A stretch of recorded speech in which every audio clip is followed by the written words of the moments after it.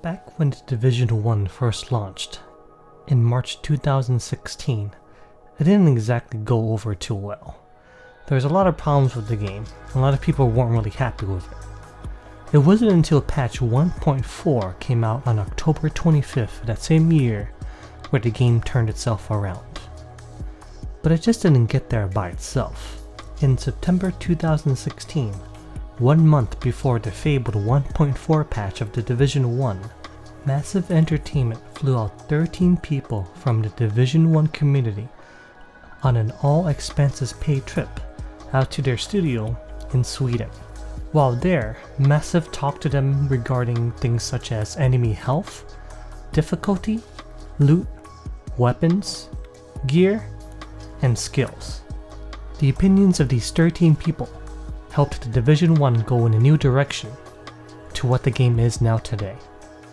By the beginning of 2018, multiple news outlets such as Kotaku and PC Gamer even wrote articles about how great the Division 1 had turned itself around and that now is the time to come back. YouTuber Clean Prince Gaming made a video detailing all of the changes that the Division 1 made from launch to patch 1.8 in a video titled "Has the Division Made Gaming's Greatest Comeback?", which I'll link to in the comments below. And just to get it out of the way right now, no, gaming's greatest comeback is Final Fantasy XIV. But that's a whole nother story.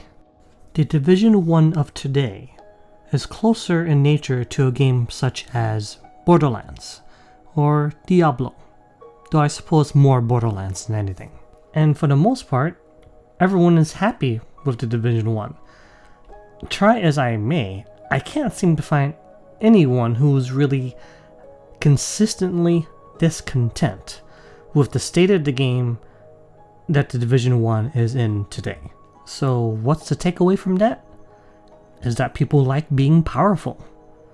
Part of the reason why the Division launch failed so miserably is that it was really hard to obtain loot, and when you did obtain loot, it wasn't really fun. So these 13 people, the Elite Task Force, which is their official name, helped the game become fun. Then, finally, March 2019, 3 years after the launch of the Division 1, Division 2 comes out. During the honeymoon phase, which lasted roughly 1 month, the game was all praise. News outlets and players all over Reddit loved the game. I loved the game. After that though, when more players, such as myself, got into the endgame phase of the Division 2, that was when all the problems of the Division 1 started to rear its ugly head back again. What are the problems, you may ask? Well, they are enemy health, difficulty, loot, weapons, gear, and skills, which just so happens to be the exact same problems that was back in the Division 1, before the Elite Task Force intervened.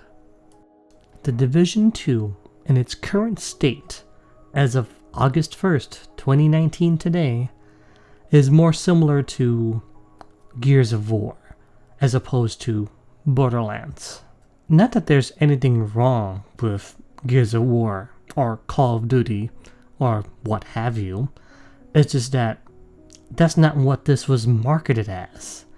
This was marketed as a continuation of the Division 1. So one would, correctly assume that it would play upon the strengths of what the Division 1 was at the end of its lifespan, which is a game similar to Borderlands. But instead, what we got is the Division 1, but stripped of all of its improvements. Out of all the reasons that the Division 2 fails in a similar fashion to Division 1, I'm going to be talking about 3 in particular. First up is GearSets. GearSets in the Division 1, in a post-ETF world, were fun, game-changing build enablers. In the Division 2, however, GearSets are remarkably different.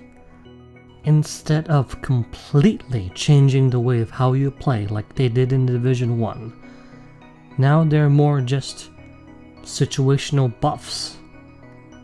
You shoot something and something might happen. I mean, I'm not over-exaggerating. That is literally what GearSets are currently in the Division 2. You shoot something, something might happen. That is it. Secondly, skills. Skills were the main reason I bought the Division 1. They were the main selling point for me. They were what made the game stood out from the massive wave of other shooters out there. I mean, there's Call of Duty, there's Battlefield, Halo, I guess. You know, the skills were so fun to use and could be the entire focus of a build if you didn't want to use guns. But after the Division 2's honeymoon phase was over, we all found out that skills in here were pretty crap. The most recent title update 5 has sort of fixed that problem, but mainly only for skill damage builds. Full-on healer builds and tank builds are still kind of iffish. Tank builds are sort of okay, but yeah, not really. And finally, we come upon what is quite possibly the most important topic: loot. This is a looter shooter, just like the Division 1. So the whole game is about getting better loot so you can do cool stuff with it in order to get better loot and do even cooler stuff. One of the ways to get loot in the Division 1 was you could just simply craft it. And if it didn't have the stats you needed, you could just simply recalibrate it. Here's the kicker. At the launch of the Division 2, items that you crafted could not be used for recalibration to or from another item. This feature was only added into the Division 2 last week.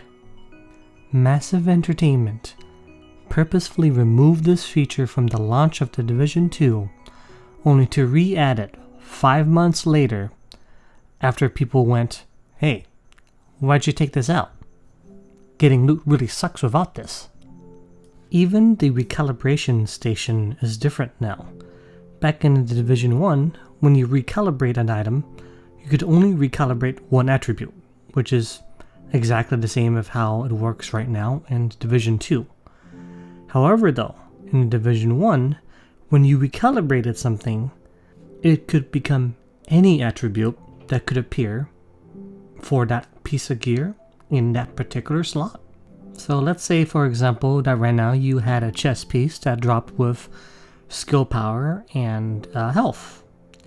But you didn't want the skill power row and you wanted total armor instead.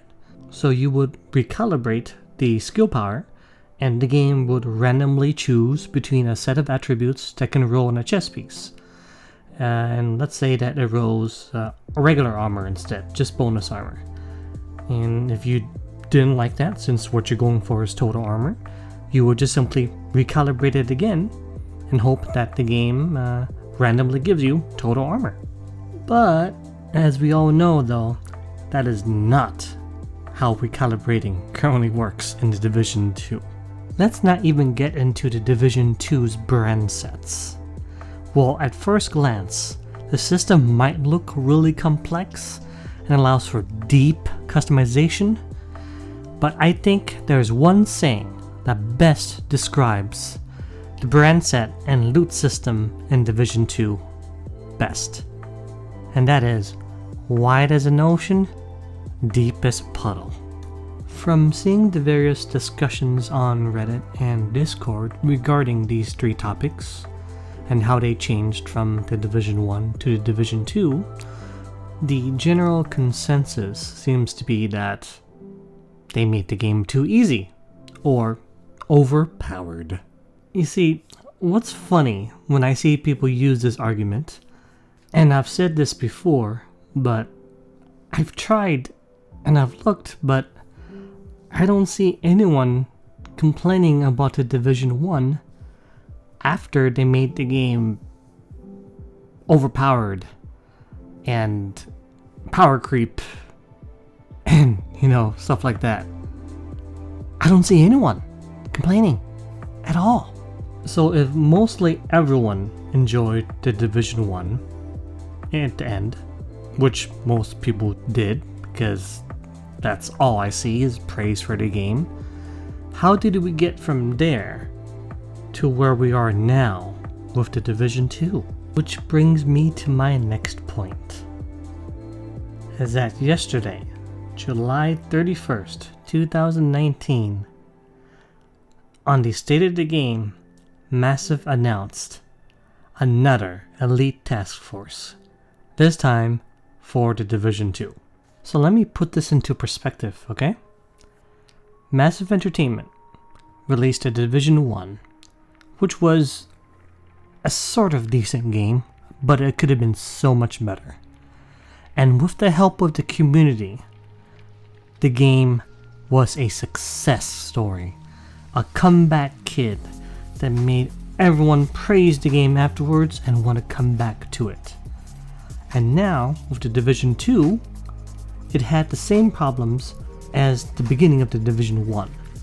So much so that they're making another Elite Task Force, bringing in the members of the community yet again in order to help them fix their second game from the exact same problems that they fixed before. Now, just in case there's any of you out there who's triggered by this, please note that I am not attacking the developers of this game.